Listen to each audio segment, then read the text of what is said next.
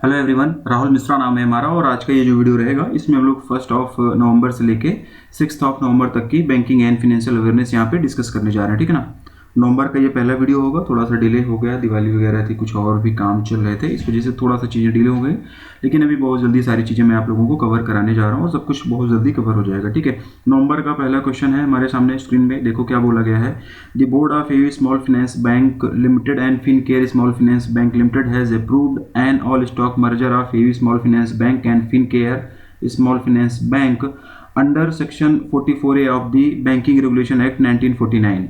The merger will come effect from which date. ठीक है ना। यानी कि इसमें ये बोला गया है कि AU small finance bank limited और Fincare small finance bank limited के बोर्ड ने बैंकिंग विनियम अधिनियम 1949 की धारा 44A के तहत एयू स्मॉल फाइनेंस बैंक और फिनकेयर स्मॉल फाइनेंस बैंक के ऑल स्टॉक विलय को मंजूरी दी है। यह विलय जो है वो किस तारीख से प्रभावी होगा। ठीक है ना। जो इनका विलय होने जा रहा है ये किस तारीख से प्रभावी होगा, ये इस क्वेश्चन में पूछा गया है। इस क्वेश्चन का हिंदी में मतलब है, ऑप्शंस आप लोगों के सामने है और इसका जो आंसर हो जाएगा 1 फरवरी 2024, 1 फरवरी 2024। ठीक है ना। क्वेश्चन बढ़िया है एग्जाम पॉइंट ऑफ व्यू से, टू द पॉइंट चीज़ों को समझने की कोशिश करते हैं। सबसे पहले तो ये डेट याद कर लेना, 1 फरवरी 2024 से ये प्रभावी हो जाएगा।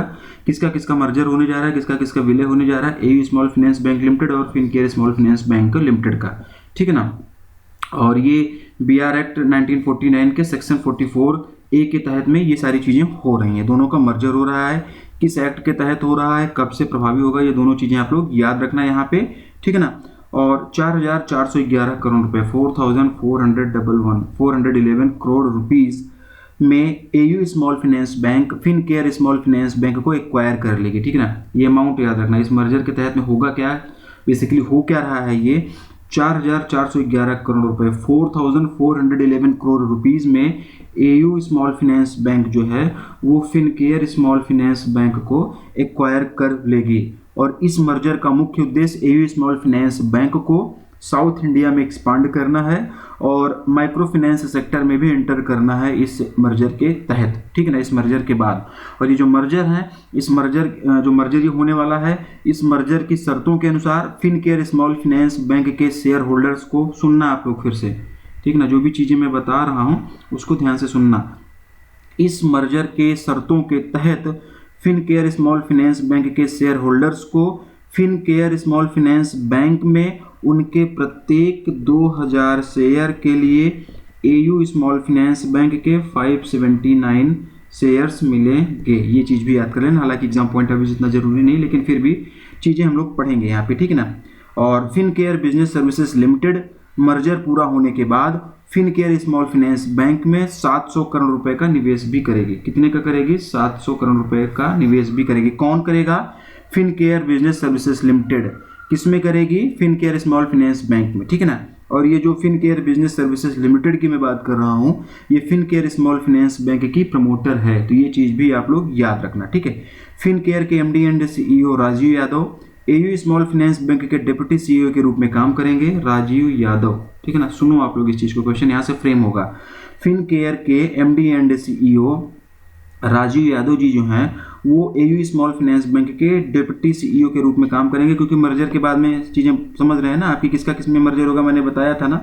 मर्जर किस में होगा? AU small finance bank Fincare SFB को 4,411 करोड़ रुपए में खरीद लेगी। तो फिनकेयर का जो नाम है मतलब वो मर्ज होकर सब कुछ एयू स्मॉल फाइनेंस बैंक में ही हो जाएगा। तो इस समय वर्तमान में जो फिनकेयर के MD एंड CEO है राजीव यादव, ये मर्जर के बाद में एयू स्मॉल फाइनेंस बैंक के डिप्टी CEO के रूप में काम करेंगे और ये एयू स्मॉल फाइनेंस बैंक के MD and CEO Sanjay Agarwal ji को रिपोर्ट करेंगे। ठीक है।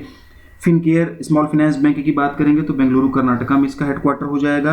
राजीव यादव अभी इसके MD एंड CEO हैं। और एयू SFB की अगर हम लोग बात करेंगे तो जयपुर राजस्थान में इसका हेडक्वार्टर हो जाएगा। संजय अग्रवाल ये इसके वर्तमान में MD एंड CEO हैं। तो एग्जाम पॉइंट ऑफ व्यू से बढ़िया क्वेश्चन था, काफ़ी इन्फॉर्मेशन इसमें दी गई और उम्मीद करता हूँ कि सारी चीज़ें आप लोगों को समझ में आई होंगी। In order to raise awareness regarding the importance of the saving and the financial security of the individuals, world savings day also known as world thrift day is annually observed across the globe on which date. ठीक है ना। बचत के महत्व और व्यक्तियों के बीच वित्तीय सुरक्षा के बारे में जागरूकता बढ़ाने के लिए विश्व बचत दिवस दुनिया भर में प्रतिवर्ष किस तारीख को मनाया जाता है, ये इस क्वेश्चन का हिंदी में मतलब है। ऑप्शंस आप लोगों के सामने है और इसका जो आंसर हो जाएगा 31 अक्टूबर 2023, ऑप्शन नंबर सी। 31 अक्टूबर 2023 ये जो है ऑप्शन नंबर सी इसका आंसर हो जाएगा।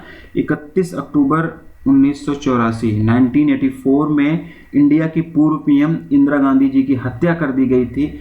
इस वजह से इंडिया में 31 के बजाय 30 अक्टूबर 2023 को विश्व बचत दिवस मनाया जाता है। ग्लोबली अगर हम लोग बात करेंगे तो 31 अक्टूबर को मनाया जाता है, लेकिन 31 अक्टूबर 1984 में इंडिया की जो पूर्व पीएम थी इंदिरा गांधी जी की हत्या कर दी गई थी, इसलिए 31 अक्टूबर के बजाय 30th ऑफ अक्टूबर को इंडिया में विश्व बचत दिवस मनाया जाता है। ठीक है ना, 31 अक्टूबर को, क्योंकि इंदिरा गांधी जी की पुण्यतिथि होती है। ठीक है ना, और ये जो 2023 के लिए विश्व बचत दिवस मनाया गया, ठीक है ना, 2023 में 31 अक्टूबर 2023 को ये जो वर्ल्ड सेविंग्स डे सेलिब्रेट किया गया, इसकी थीम भी पूछी जा सकती है। तो इसकी जो थीम हो जाएगी कॉन्कर योर टुमारो। ठीक है ना, पीडीएफ में ये सब कुछ आपको मिलेगा। ठीक है ना, कॉन्कर योर टुमारो मैं लिख दे रहा हूँ। ठीक है ना, ये चीज़ें पीडीएफ में आपको सब कुछ मिलेगी। तो ये कॉन्कर योर टुमारो ये इसकी थीम हो जाएगी, और ये थीम हर साल world's saving and retail banking institutes, जिसको कि हम लोग WSBI बोलते हैं, ठीक है ना, worlds saving and retail banking institute, हर साल इसके द्वारा ये थीम डिसाइड की जाती है। ठीक है ना, पहला वर्ल्ड सेविंग डे कब ऑब्जर्व किया गया था? 31 अक्टूबर 2024 को, 1924 में। ठीक है ना, first world saving day 31 of October 1924 को ऑब्जर्व किया गया था, सेलिब्रेट किया गया था दुनिया भर में। Next, in order to launch a co-branded credit card to provide a world-class customers experience with credit card provider, which credit card provider has recently collaborated with Reliance Retail Limited? ठीक है, विश्व स्तरीय ग्राहक अनुभव प्रदान करने के लिए एक को ब्रांडेड क्रेडिट कार्ड लॉन्च करने के लिए किस क्रेडिट कार्ड प्रदाता ने हाल ही में रिलायंस रिटेल लिमिटेड के साथ में कोलैबोरेशन किया है? ये इस क्वेश्चन का मतलब है। हिंदी में ऑप्शन आप लोगों के सामने दिए गए हैं। इसका जो आंसर हो जाएगा SBI card, option number D is the right answer. Option number D is the right answer. ठीक है ना, SBI कार्ड ने अभी हाल ही में रिलायंस रिटेल के साथ में कोलैबोरेशन किया हुआ है, जिससे कि world class customer experience provide किया जा सके को ब्रांडेड क्रेडिट कार्ड लॉन्च करने के लिए। ठीक है ना, तो वन लाइनर ही करेंगे, बहुत ज़्यादा डीप में नहीं जाएंगे। दो वेरिएंट में ये कार्ड जो है लॉन्च किया जाएगा। ये जो को ब्रांडेड क्रेडिट कार्ड है, ये जो को ब्रांडेड क्रेडिट कार्ड है, ये बेसिकली दो वेरिएंट्स में लॉन्च किया जाएगा। पहला रहेगा रिलायंस SBI कार्ड, दूसरा रहेगा रिलायंस SBI कार्ड प्राइम। ठीक है ना, रिलायंस SBI कार्ड पहला रहेगा, दूसरे में से क्या गया प्राइम लगा दिया गया है। ये दो वेरिएंट में लॉन्च किया जाएगा। रुपे कॉन्टेक्टलेस टेक्नोलॉजी यूज़ करके ये मतलब ये कार्ड जो है उसी पे रहेगा, और बहुत ज़्यादा डीप में नहीं जाएंगे। कार्ड वगैरह हमको बेचना नहीं है, एग्जाम पॉइंट ऑफ व्यू से जो चीज़ें जरूरी हैं उतनी चीज़ें ही हम लोग कवर करते हुए चलते हैं। SBI कार्ड की यहाँ पर बात हुई है तो गुरुग्राम हरियाणा, ठीक है ना, गुरुग्राम हरियाणा में जो है इसका क्या हो जाएगा, हेडक्वार्टर हो जाएगा।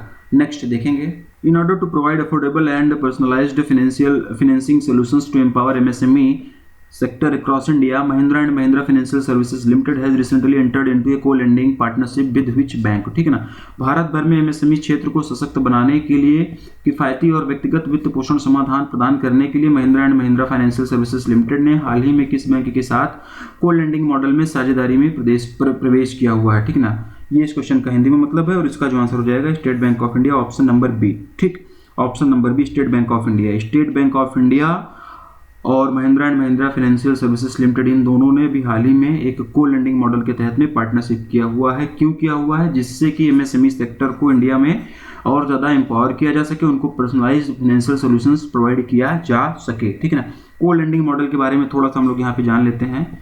CLM के बारे में थोड़ा सा जान लेते हैं, हालांकि पहले भी कई बार बताया जा चुका है, लेकिन फिर भी हम लोग इसके बारे में थोड़ा सा यहाँ पे जानेंगे। 2018 में RBI ने को ओरिजिनेशन फ्रेमवर्क इंट्रोड्यूस किया था, जिसमें उसने बैंक्स और NBFCs को लोन को ओरिजिनेट करने की अनुमति दी थी। उसके बाद क्या हुआ? उसके बाद 2020 में को लेंडिंग गाइडलाइंस को अमेंड करके, ठीक है ना, इसका नया नाम, मतलब ये जो को ओरिजिनेशन वाला जो गाइडलाइन थी उसको अमेंड करके इसका नया नाम जो बदल के को लेंडिंग मॉडल CLM कर दिया गया। ठीक है ना, बेसिकली बैंकिंग और फाइनेंशियल, एक बैंकिंग कंपनी और एक NBFC जो ये मिलके लेंडिंग करती हैं, को लेंडिंग इसको बोलते हैं। थोड़ा सा आम बोलचाल की भाषा में समझाने के लिए मैं कर रहा हूँ, बहुत टेक्निकल एस्पेक्ट्स में नहीं जाएंगे। दो लोग मिलकर जब लेंडिंग करते हैं तो को लेंडिंग वो बेसिकली होता है। इसके लिए प्रॉपर गाइडलाइंस होती हैं। ठीक है, महिंद्रा एंड महिंद्रा जो है फाइनेंशियल सर्विसेज NBFC है, ठीक है। SBI जो है ये बैंक है, तो बैंक और NBFC मिलकर इस तरीके से को लेंडिंग वगैरह करती हैं, ठीक है ना, मिलकर ऋण वगैरह दिया जाता है। क्यों दिया जाता है ये सब मतलब पता है, हर बार को लेंडिंग का मकसद अलग होता है, ठीक ना। बैंकें क्या होती हैं कि अपना नेटवर्क प्रोवाइड करती हैं, फाइनेंशियल इंस्टीट्यूशंस जो होते हैं पैसे वगैरह प्रोवाइड करते हैं, क्योंकि NBFCs को शायद को लेंडिंग के तहत में लोन वगैरह देने का परमिशन नहीं होता है ना, तो उनको क्या करना होता है कि फिर कुछ ना कुछ ऐसा इस तरीके से एग्रीमेंट वगैरह करना पड़ता है, ठीक है। ये सारी चीज़ें जो भी मैं बता रहा हूँ पिछले वीडियोज़ में मैंने कई बार पढ़ाए हुए हैं, तो थोड़ा सा मोटी मोटी चीज़ें मैंने बताया, जिससे कि जो पुराने यूजर्स हैं जो देखे हुए हैं उनको कहीं ना कहीं चीज़ें रिकॉल कर पा रहे हैं कि नहीं कर पा रहे हैं, ठीक है। Option number B state bank of India इसका आंसर हो जाएगा। स्टेट बैंक ऑफ इंडिया इसका हेडक्वार्टर मुंबई महाराष्ट्र में होगा। टैगलाइन MD एंड CEO ये सब मैं कुछ नहीं बताने वाला हूँ, ये सब आप लोगों का काम बनता है, आप लोग खुद से इसको याद कर लीजिएगा। इंडियन बैंक, कनाडा बैंक और बैंक ऑफ इंडिया के बारे में भी ये सारी चीज़ें रिकॉल कर लीजिएगा, ठीक है। आगे बढ़ते हैं। Which bank has recently become the first foreign bank in India to offer electronic bank guarantee EBG, ठीक है ना। कौन सा बैंक हाल ही में इलेक्ट्रॉनिक बैंक गारंटी की पेशकश करने वाला भारत का पहला विदेशी बैंक बन गया है? ये question exam point of view से बढ़िया है। Option number HSBC India is the right answer. Important exam point of view से क्यों है? क्योंकि फर्स्ट फॉरेन बैंक ये है जो कि इंडिया में इलेक्ट्रॉनिक BG फैसिलिटी प्रोवाइड करने जा रहा है। तो जब भी कोई चीज़ फर्स्ट या लास्ट ऐसा कुछ होता है तो इम्पॉर्टेंट बन जाता है, तो HSBC इंडिया जो है ये इसका आंसर हो जाएगा। इसलिए ये इम्पॉर्टेंट बन रहा है क्योंकि ऐसा करने वाला ये पहला फॉरेन बैंक है। नेशनल ई-गवर्नेंस सर्विसेज लिमिटेड के साथ में मिलकर इसने EBG लॉन्च किया हुआ है और EBG लॉन्च करने वाला ये पहला फॉरेन बैंक बन गया है, ठीक है। जो पेपर बेस्ड BG होती है उसको डिजिटल वर्जन जो होता है उसका वो EBG होता है, इलेक्ट्रॉनिक बैंक गारंटी, ठीक है ना। BG क्या होती है कई बार पिछले वीडियोस में मैंने बताया है, कई सारे लोगों को पता होगा, लेकिन जो लोग नए जुड़े हुए हैं, जो लोग नए देख रहे हैं, थोड़ा सा एक मोटा मोटा ओवरव्यू भी देंगे, ठीक है ना। बेसिकली BG जो होता है ये बैंक द्वारा आवेदक की ओर से लाभार्थी को जारी की गई एक गारंटी होती है, जो कि आवेदक द्वारा एक निश्चित दायित्व को पूरा करने में विफल रहने पर लाभार्थी को एक विशिष्ट राशि का भुगतान करने का वादा देता है। गारंटी बेसिकली ये होती है। हिंदी काफ़ी कठिन कर दी, लाभार्थी, विशिष्ट राशि, आवेदक, ठीक है ना, लेकिन ये समझ में आया होगा ऐसी मैं उम्मीद कर रहा हूँ, ठीक है ना। थोड़ा सा और इलेबोरेट करता हूँ, थोड़ा सा और आसान बोलता हूँ। एप्लीकेंट के बिहाफ पर बेनिफिशियरी को बैंक के द्वारा दी गई एक गारंटी होती है, ठीक है ना। ये लाभार्थी वगैरह अगर नहीं समझ में आया हो, आवेदक नहीं समझ में आया हो, निश्चित दायित्व तो एक विशिष्ट राशि, हालांकि सही डेफिनेशन एग्जैक्ट वही थी, वहाँ से बहुत सारे लोगों को समझ में आया होगा कॉन्सेप्ट इसका क्या होता है, लेकिन जिनको नहीं समझ में आया उनके लिए थोड़ा सा और आसान कर रहे हैं। जो भी एप्लीकेंट होता है उसके बिहाफ पर बेनिफिशरीज को बैंक के द्वारा एक गारंटी दे दी जाती है कि अगर ये काम में ऐसा कुछ नहीं होगा तो ये आपको अमाउंट मिल जाएगा, ठीक है ना। जो भी एप्लीकेंट होता है उसकी तरफ से बेनिफिशरी को जारी की गई एक गारंटी होती है, जो कि एप्लीकेंट के द्वारा एक निश्चित दायित्व को या एक निश्चित जो भी होता है जिसके लिए BG बनाई जाती है उसको पूरा ना करने की स्थिति में बेनिफिशरीज को वो अमाउंट जो है बैंक की तरफ से मतलब दे दिया जाता है, ठीक है। तो ये चीज़ें समझ में आई होंगी आप लोगों को जो मैं समझाना चाह रहा हूँ, इससे ज़्यादा इसमें कुछ और रॉकेट साइंस जैसा है नहीं, ठीक है ना।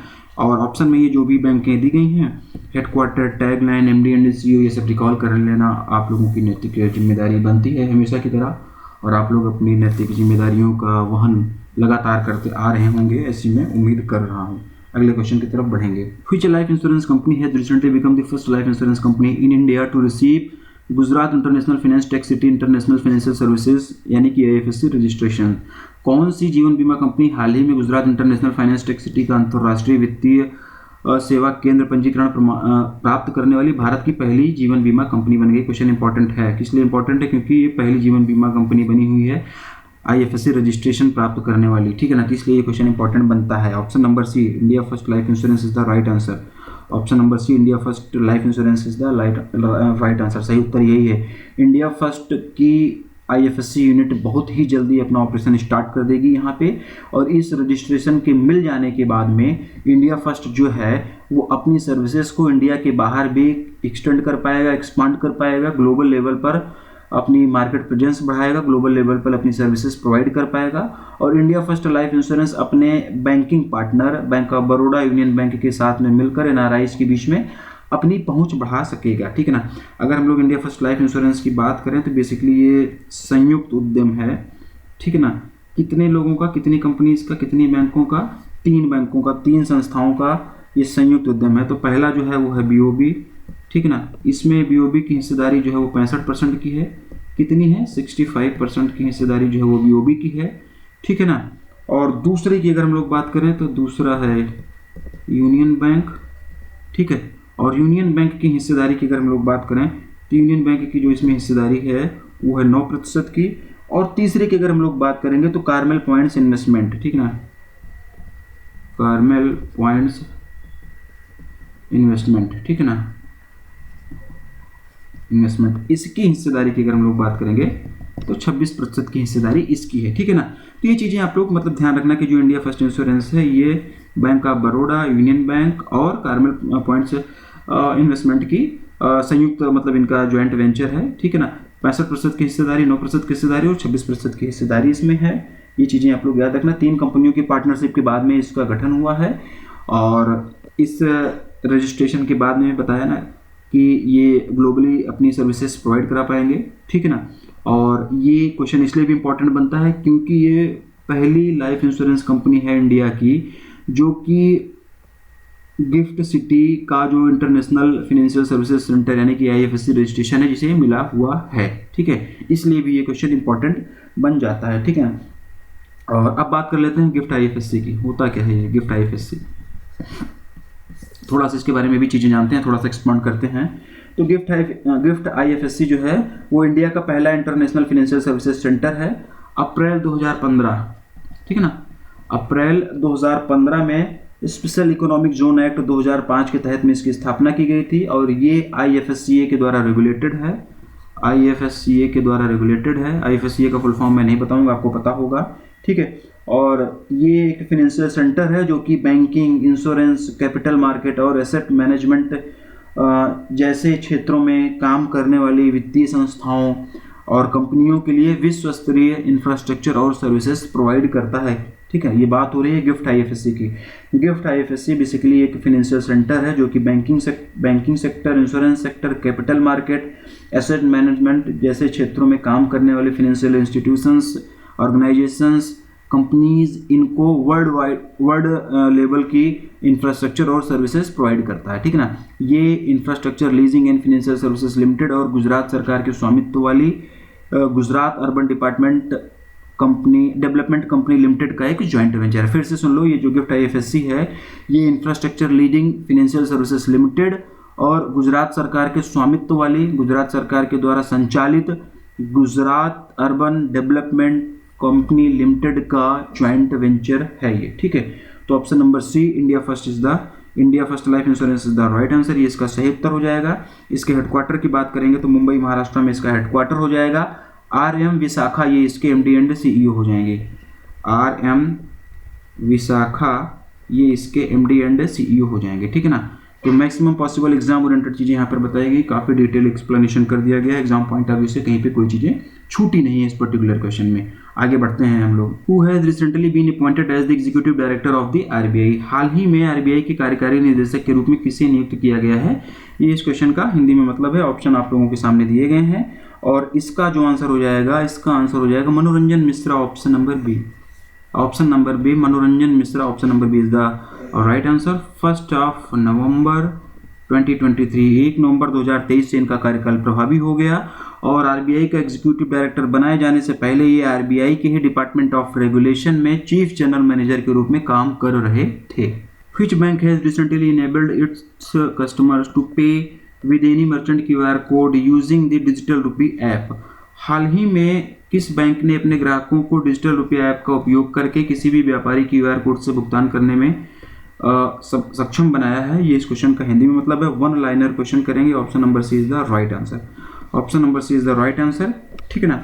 Digital rupee by ICICI bank के माध्यम से ICICI बैंक के ग्राहक किसी भी मर्चेंट इस QR कोड को स्कैन करके पे कर पाएंगे, ठीक है ना। और बस 1 लाइनर ही करेंगे, बहुत ज़्यादा डीप नहीं जाएंगे। ICICI बैंक की यहाँ पर बात हुई है तो संदीप बख्शी इसके MD एंड CEO होंगे, ठीक है ना। मुंबई महाराष्ट्र में इसका हेडक्वार्टर होगा। हम है ना ख्याल आपका, ये इसकी टैगलाइन हो जाएगी, ठीक है। यहाँ पर बात हो रही है डिजिटल रुपीज़ की। डिजिटल रुपीज़ का सिंबल याद रखना, डिजिटल रुपीज़ जिसको कि CBDC के नाम से भी हम लोग जानते हैं। डिजिटल रुपीज़ जिसको कि CBDC यानी कि सेंट्रल बैंक डिजिटल करेंसी के नाम से भी हम लोग जानते हैं। और ये इंडियन रुपीज़ का एक डिजिटल वर्जन है ये। और इसके बारे में थोड़ा सा और जाने तो 1 दिसंबर 2022 को आरबीआई के द्वारा सीबीडीसी को एज ए पायलट प्रोजेक्ट के रूप में लॉन्च किया गया था और आईसीआईसीआई बैंक को इस पायलट प्रोजेक्ट के इम्प्लीमेंटेशन के लिए चुना गया था। और ऐसा नहीं कि सिर्फ आईसीआईसीआई बैंक को ही चुना गया था, आईसीआईसीआई बैंक के साथ साथ state bank of India, yes bank और आईडीएफसी फर्स्ट बैंक को भी सीबीडीसी के फर्स्ट फेज के इम्प्लीमेंटेशन के लिए आरबीआई के द्वारा चुना गया था। ठीक है, तो option number C is the right answer, ICICI bank के बारे में हेडक्वार्टर, एमडी, इंस्टीट्यूट, टैगलाइन मैंने बता दिया। Kotak Mahindra bank, HDFC bank और यस बैंक के बारे में ये सारी चीजें आप लोग यहीं पर इसी टाइम पर रिकॉल करते हुए चलोगे। In order to launch a premium co branded travel credit card which small finance bank has recently partnered with ixigo a travel platform. Premium co branded travel credit card launch करने के लिए किस लघु वित्त बैंक ने हाल ही में एक ट्रेवल प्लेटफॉर्म इक्जिको के साथ में साझेदारी की? ये इस क्वेश्चन का हिंदी में मतलब है, ऑप्शंस आप लोगों के सामने है और इसका जो आंसर हो जाएगा AU small finance Bank, one liner ही करेंगे। ठीक है ना, इस को ब्रांडेड ट्रेवल क्रेडिट कार्ड के फीचर्स, इसकी एनुअल फीस, इन सारी चीज़ों के बारे में नहीं जाएंगे। एयू स्मॉल फाइनेंस बैंक की यहाँ पर बात हुई है। जयपुर राजस्थान में इसका हेडक्वार्टर हो जाएगा। संजय अग्रवाल जो है इसके एमडी एंड सीईओ हो जाएंगे। एयू के बारे में मैंने बता दिया।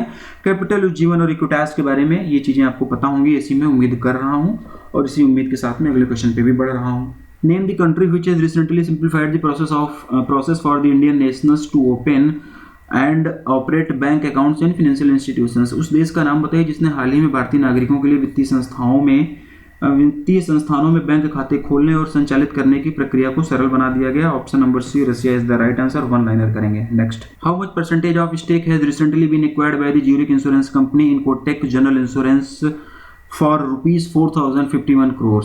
ज्यूरिक इंटरनेशनल कंपनी ने हाल ही में कोटक जनरल इंश्योरेंस में 4,051 करोड़ रुपए में कितने प्रतिशत की हिस्सेदारी का अधिग्रहण किया है? ऑप्शन आप लोगों के सामने है। 51% is the right answer, 51% is the right answer. Amount और परसेंटेज ये दोनों चीजें आप लोग याद रखना। 51% की हिस्सेदारी का अधिग्रहण किया गया है, 4,051 करोड़ रुपए में किया गया, 4,051 करोड़ रुपीज में अधिग्रहण किया गया है ज्यूरिक इंश्योरेंस कंपनी के द्वारा कोटक जनरल इंश्योरेंस में ये अधिग्रहण किया गया है। तो ये चीजें भी आप लोग मतलब याद रखना। ठीक है, next, on the October 26, 2023, the Reserve Bank of India increased the minimum amount for the offering non-callable terms deposit from ₹15 lakh to how much rupees? ठीक है ना, यानी कि 26 अक्टूबर 2023 को भारतीय रिजर्व बैंक ने गैर प्रतिदेय सावधि जमा, ठीक है ना, यानी कि नॉन कैलेबल टर्म डिपॉजिट की पेशकश करने के लिए न्यूनतम राशि 15 लाख रुपए से बढ़ाकर कितने रुपए कर दी है? ये इस क्वेश्चन का हिंदी में मतलब है। ऑप्शंस आप लोगों के सामने है।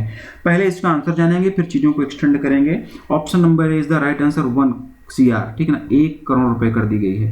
15 लाख रुपए, मोदी जी वाला 15 लाख नहीं है, ध्यान रखना, मोदी जी वाला 15 लाख नहीं है, 15 लाख रुपए से बढ़ाकर 1 करोड़ रुपए कर दिया गया है। ये चीज आप लोग याद कर लो। Option number is the right answer, ठीक है ना। अब इस क्वेश्चन का पोस्टमार्टम करेंगे और पोस्टमार्टम करना इसलिए जरूरी हो जाता है क्योंकि ये आरबीआई का सर्कुलर है, ठीक है ना, आरबीआई का सर्कुलर है और ये आरबीआई का जो सर्कुलर है इसका एमसीक्यू फ्रेम कर पाया मैं, इसका एमसीक्यू जो है इजीली फ्रेम हो गया, इसलिए हम लोग जो है इसको यहाँ पे डिस्कस कर लिए। अदरवाइज अगर इसका एमसीक्यू नहीं फ्रेम हो पाता तो आपको पीडीएफ में जो आरबीआई कहता है वाला सेक्शन मिलता है, वहाँ पे मैं ये आरबीआई के सर्कुलर दे देता हूं। तो अब जो नवंबर की आपको पीडीएफ मिलेगी उसमें आरबीआई कहता है वाले सेक्शन में ये डायरेक्शन नहीं मिलेगा, ये आपको 12वें क्वेश्चन में ही इसका पूरा का पूरा एक्सप्लेनेशन मिलेगा, ठीक है ना। जो पीडीएफ आपको नवंबर वाली मिलेगी उसका जो क्वेश्चन नंबर 12 होगा उसी में सारी की सारी चीजें इस पर्टिकुलर क्वेश्चन से संबंधित मिल जाएंगी। तो मैं बार बार अपनी वीडियोस में, लाइव क्लासेस में बोलता रहता हूँ कि आरबीआई के वो सारे सर्कुलर्स, आरबीआई के वो सारे गाइडलाइंस, आरबीआई के वो सारे डायरेक्शंस, आरबीआई के वो सारे डाटा जिन पर easily MCQ, multiple choice questions frame किए जा सकते हैं, उसको हम लोग एमसीक्यू के फॉर्म में डिस्कस करते हैं, जैसे कि यहाँ पे कर रहे हैं। और जिस पे लगता है कि यार मतलब मैं क्वेश्चन नहीं फ्रेम कर पाता हूँ, मुझे नहीं लगता कि किस तरीके से इस पे क्वेश्चन फ्रेम करें, तो उसको हम लोग क्या करते हैं कि आरबीआई कहता है नाम से एक सेक्शन होता है पीडीएफ में, वहां पे मैं वो सारी चीजें डाल देता हूँ, ठीक है ना। तो ये बात हो गई। अब ये आरबीआई का सर्कुलर है तो इसके बारे में टू दी पॉइंट पढ़ेंगे, हर एक चीज पढ़ेंगे जो एग्जाम पॉइंट ऑफ व्यू से इंपॉर्टेंट बनती है, काफी डीप में इसको पढ़ेंगे, ठीक है ना। इसका पोस्टमार्टम बेहतरीन तरीके से किया जाएगा, ठीक। तो आरबीआई का सर्कुलर ही आया है। पहली चीज तो ये जान लो कि कब ये सर्कुलर आया, तो 26 अक्टूबर 2023 को ये सर्कुलर आ गया था। 26 अक्टूबर को आ गया तो नवंबर में क्यों पढ़ रहे हैं, 26 अक्टूबर तक मैं यहाँ तक नहीं पहुँच पाया था इसलिए नवंबर में पढ़ रहे हैं हम लोग, ठीक है ना। ये चीज़ जान लो आप लोग। और दूसरी बात, ये पहली चीज़ तो डेट आप लोग याद रखना, 26 अक्टूबर 2023 को आरबीआई के द्वारा सर्कुलर आया था। और ये जो सर्कुलर आया है किसके लिए एप्लीकेबल होगा, ये भी कई बार पूछ लिया जाता है, किसके लिए लागू होगा, कौन कौन सी बैंकों पर फाइनेंशियल किस पे ये लागू होगा, बेसिकली मैं बता रहा हूँ, यही मतलब ये भी पूछा जा सकता है। तो ये जो आरबीआई के द्वारा सर्कुलर आया है हुआ है, ये सभी कॉमर्शियल बैंक और कोऑपरेटिव बैंक्स पर लागू होगा, ठीक। कब से प्रभावी हो गया ये सर्कुलर, तो जिस दिन ये जारी किया गया था उसी दिन से विद इमीडिएट इफेक्ट, तत्काल प्रभाव से ये लागू कर दिया गया, यानी कि 26 अक्टूबर 2023 से ही ये सर्कुलर प्रभावी हो गया है, ठीक है ना। और अब इस सर्कुलर को जानने से पहले थोड़ा सा पास्ट में हम लोगों को चलना होगा, क्वेश्चन से भटकना नहीं। 15 लाख रुपए से बढ़ाकर 1 करोड़ कर दिया गया है, ये चीज़ आगे बताऊंगा। इसकी क्वेश्चन इस तरीके से फ्रेमिंग की गई, सारी चीज़ें भी मैं समझाने जा रहा हूँ। थोड़ा सा आँख कान नाक गला मुंह सब कुछ खोल के इन सारी चीज़ों को सुनने समझने की कोशिश करना। Question exam point of view से बढ़िया है, चाहे एसबीआई सीबीओ वाला एग्जाम आ रहा हो या फिर और भी बैंकिंग एग्जाम जो भी होते हैं जहाँ पर बैंकिंग न्यूज़ पूछी जाती है, जहाँ पर फाइनेंशियल न्यूज़ पूछी जाती है, जहाँ पर आरबीआई से संबंधित न्यूज़ पूछे जाते हैं, जहाँ पर आरबीआई के सर्कुलर आरबीआई की गाइडलाइंस पूछे जाते हैं, उन सभी एग्जाम्स के लिए ये चीज़ें इंपॉर्टेंट रहेंगी, ठीक है ना। तो इसको समझने से पहले, इस सर्कुलर को समझने से पहले थोड़ा सा पास्ट में चल रहे हैं। तो 3 मार्च 2016 की अगर हम लोग बात करें, 3 मार्च 2016 और 12 मई 2016, ठीक है ना, ये 2 डेट याद करो, ठीक है ना। 3 मई 2016 और 12 मई 2016 को आरबीआई ने जमा राशि पर, डिपॉजिट्स पर ब्याज दर के लिए डायरेक्शन जारी किया था, ठीक है ना। और इन मतलब जो ये डायरेक्शन जारी किया गया था, जो ये दिशा निर्देश जारी किया गया था 16 में, उस दिशा निर्देश के अनुसार बैंकों को समय से पहले निकासी के विकल्प के बिना डोमेस्टिक टर्म डिपॉजिट टीडी यानी कि घरेलू सावधि जमा की पेशकश करने की अनुमति दी गई थी। हालांकि 15 लाख रुपए और उससे कम राशि के लिए इंडिविजुअल्स से लिए गए सभी टर्म डिपॉजिट्स में समय से पहले निकासी की सुविधा देना अनिवार्य किया गया था। तो ये वो वाला 15 लाख हो गया। आप समझ में आया होगा कि 15 लाख क्या है, ठीक है ना। इसके अलावा इसी सर्कुलर में, कौन से सर्कुलर में, 2016 वाले सर्कुलर में, 2016 वाले सर्कुलर्स में बैंक को डिपॉजिट टेन्योर और साइज ऑफ डिपॉजिट्स के आधार पर टर्म डिपॉजिट्स पर डिफरेंशियल रेट ऑफर करने का भी परमिशन दिया गया था, ठीक है ना। और अब 2016 के बाद अब 26 अक्टूबर 2023 को इन दोनों सर्कुलर्स की फिर से समीक्षा की गई और समीक्षा करने के बाद में नया सर्कुलर जारी किया गया। नया सर्कुलर जारी करने के बाद में कुछ अमेंडमेंट किए गए, कुछ निर्णय लिए गए, वो चीज़ें भी हम लोग टू दी पॉइंट जानते हैं, ठीक है ना। तो समीक्षा करने के बाद में 2016 वाले सर्कुलर की समीक्षा करने के बाद में जो भी अमेंडमेंट किया गया, जो भी चेंजेस किए गए और उस चेंज को करने के बाद में ये 26 अक्टूबर 2023 को ये जो दूसरा सर्कुलर ये मतलब जारी किया गया, इसमें नॉन कैलेबल टर्म डिपॉजिट की पेशकश करने के लिए जो न्यूनतम राशि थी उसको 15 लाख रुपए से बढ़ाकर 1 करोड़ कर दिया गया। यही इस क्वेश्चन में पूछा गया था, ये इसका आंसर हो जाएगा। इसको थोड़ा सा और आसान करते हैं, इसको थोड़ा सा और बोलचाल की भाषा में समझते हैं, यानी कि 1 करोड़ रुपए या फिर उससे कम राशि के लिए व्यक्तियों से स्वीकार किए जाने वाली सभी डोमेस्टिक टर्म डिपॉजिटर्स में समय से पहले निकासी की सुविधा होगी, ठीक है ना। और यही इस क्वेश्चन में पूछा गया था, ठीक है ना। और जो 2016 वाले सर्कुलर में थे उसमें ये लिमिट मैंने बताया कि 15 लाख थी और अभी 1 करोड़ हो गई है, ठीक है।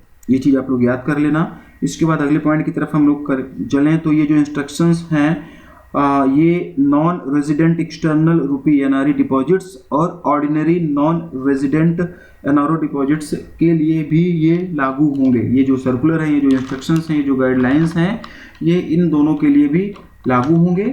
इसके साथ साथ अगले टेक्निकल एस्पेक्ट्स की अगर हम लोग बढ़ें तो ये सभी टीडीज, ये सभी टर्म डिपॉजिट्स इंडिविजुअल, सिंगल या फिर ज्वाइंट नेम से हो सकते हैं, ठीक है ना। बैंक डिपॉजिट जो है, ये जो बैंकें होंगी वो डिपॉजिट मेच्योरिटी सेट कर सकती हैं, ऐसा उनको परमिशन है। लेकिन एनआरई टर्म डिपॉजिट, एनआरई में लिख दे रहा हूं, एनआरई टर्म डिपॉजिट, और फिर से सुनो आप लोग, जो बैंक्स होंगी वो डिपॉजिट मेच्योरिटी सेट कर सकेंगी, ऐसी परमिशन है उनको। लेकिन एनआरई टर्म डिपॉजिट यानी कि एनआरई सावधि जमा, यानी कि एनआरई सावधि जमा कम से कम 1 वर्ष के लिए होनी चाहिए, ठीक है ना। और एनआरओ सावधि जमा कम से कम 7 दिन के लिए होनी चाहिए। तो टेक्निकल चीज़ भी आप लोग याद कर लेना, ठीक है ना। बल्क डिपॉजिट पर डिफरेंट रेट्स अप्लाई होंगे, ठीक है ना। तो ये कुछ एक पॉइंट थे इस सर्कुलर से संबंधित जो कि एग्जाम पॉइंट ऑफ व्यू से इंपॉर्टेंट थे। पूरा का पूरा सर्कुलर आप लोगों को पढ़ा दिया गया। पहले 15 लाख, बाद में 1 करोड़, 1 ईयर NRETD, 7 दिन NROTD, 23 अक्टूबर को आया, 26 अक्टूबर को ये दिया गया, डायरेक्शन अपग्रेड करके आया, इम्प्लीमेंट करके आया, चेंजेस करके आया, अमेंड करके आया। 3 अक्टूबर 2016 और 12 मई 2016 वाले सर्कुलर का भी रेफरेंस दिया गया। सिंगल, इंडिविजुअल और ज्वाइंट नेम पे ये सभी टर्म डिपॉजिट्स हो सकते हैं, मैच्योरिटी पीरियड से बैंक कर सकते हैं, लेकिन क्या क्राइटेरिया है उसका भी बता दिया गया। अगर कोई बल्क डिपॉजिट होता है तो उस पर डिफरेंट इंटरेस्ट रेट होंगे, वो भी आप लोगों को बताया गया। तो मैक्सिमम पॉसिबल एग्जाम ओरिएंटेड चीज़ें आप लोगों को यहाँ पर बताई गई हैं। ये question exam point of view से बढ़िया होता है। थोड़ा सा यहाँ पर हम लोग और जान लेते हैं, थोड़ा सा चीज़ों को और एक्सटेंड कर देते हैं। नॉन कैलेबल एफडी के बारे में थोड़ा सा हम लोग जान लेते हैं। तो ये जो नॉन कैलेबल एफडी होती है ना, ये जो non callable term deposit, non callable FD जो होती हैं, ये बेसिकली मैं अगर आपसे बात करूँ, आपको समझाने की कोशिश करूँ कि ये जो नॉन कैलेबल एफडी होती हैं, ये बेसिकली एक टर्म डिपॉजिट्स होते हैं जो कि टेन्योर पूरा होने तक समय से पहले निकासी की अनुमति नहीं होती। उससे पहले हम लोग प्री मेच्योर विड्रॉल नहीं कर सकते हैं, यानी कि प्री मेच्योर विड्रॉल की अनुमति नहीं होती है। फिर से सुनो आप लोग, नॉन कैलेबल जो एफडी होते हैं ये बेसिकली एक टर्म डिपॉजिट्स होते हैं जो कि टेन्योर पूरा होने तक समय से पहले निकासी की अनुमति नहीं देते हैं, यानी कि प्री मेच्योर विड्रॉल की अनुमति नहीं दिया जाता है, ठीक है ना। प्री मेच्योर विड्रॉल को डिस्करेज करने के लिए, प्री मेच्योर विड्रॉल लोग ना करें, समय से पहले लोग विड्रॉल ना करें, इसके लिए बैंकें जो होती हैं वो नॉन कैलेबल एफडीज पर हाईएस्ट इंटरेस्ट रेट प्रोवाइड करती हैं, ठीक। तो ये question exam point of view से बढ़िया था, काफ़ी डीप में जाके सारी चीज़ें आप लोगों को बताई गई और यहाँ से क्वेश्चन पूछे जाने के चांसेस बनेंगे, ठीक है। आगे बढ़ते हैं। In order to review the existing bank insurance framework, the Insurance Regulatory and Development Authority of India has recently formed a task force. Who is the head of this task force? ठीक है ना। मौजूदा bank insurance ढांचे की समीक्षा करने के लिए भारतीय बीमा नियामक और विकास प्राधिकरण ने हाल ही में एक टास्क फोर्स का गठन किया है। और इस टास्क फोर्स का प्रमुख कौन है, ये इस क्वेश्चन का हिंदी में मतलब है, ठीक है ना। और इसका जो आंसर हो जाएगा मीना कुमारी, ऑप्शन नंबर सी। ध्यान रखना, मीना, मीरा और वीना और रीमा में कंफ्यूजन नहीं करना है, ठीक है ना। ऑप्शन नंबर सी मीना कुमारी, ठीक है ना। मीना कुमारी, ये जो ये मैं लिख दे रहा हूँ, ठीक है ना। तो ये जो टास्क फोर्स बनाया गया है, इसका प्रमुख, इसका हेड जो है वो मीना कुमारी जी को बनाया गया है, ठीक है ना। और अभी वर्तमान के सिनेरियो की अगर हम लोग बात करें, अभी करंट सिचुएशंस की हम लोग बात करें, तो ये जो बैंक इंश्योरेंस फ्रेमवर्क होता है ना, इसके माध्यम से इंश्योरेंस पॉलिसीज़ की मिस सेलिंग की जा रही है या फिर ज़बरदस्ती सेलिंग की जा रही है, ज़बरदस्ती लोगों को फ़ोन कर करके प्रोडक्ट बेचे जा रहे हैं इंश्योरेंस, ठीक है ना। तो इसी के लिए ये टास्क फोर्स गठन किया गया है। टास्क फोर्स का गठन किसके द्वारा किया गया है, IRDAI के द्वारा। और ये जो टास्क फोर्स है ये मौजूदा बैंक इंश्योरेंस फ्रेमवर्क की समीक्षा करेगा और अपने सुझाव देगा, ठीक है। टास्क फोर्स जो है वो बेस्ट इंटरनेशनल प्रैक्टिसेस के को भी एग्जामिन करेगा और उसको एग्जामिन करने के बाद में जो भी सूटेबल चेंजेस आएंगे उसके बारे में भी सुझाव देगा। और ये जो टास्क फोर्स है इसे 31 दिसंबर 2023 से पहले, ये डेट याद रखना आप लोग, इस टास्क फोर्स को 31 दिसंबर 2023 तक, मैक्सिमम मतलब यही डेडलाइन है, 31 दिसंबर 2023 तक इस टास्क फोर्स को अपने रिकमेंडेशंस IRDAI को दे देना है। और इस टास्क फोर्स में टोटल 4 लोग और हैं, सबके नाम मैं बता दे रहा हूँ, PDF में ये सारे नाम आपको मिलेंगे। यहाँ पर मैं फिर से एक बार बता दे रहा हूँ।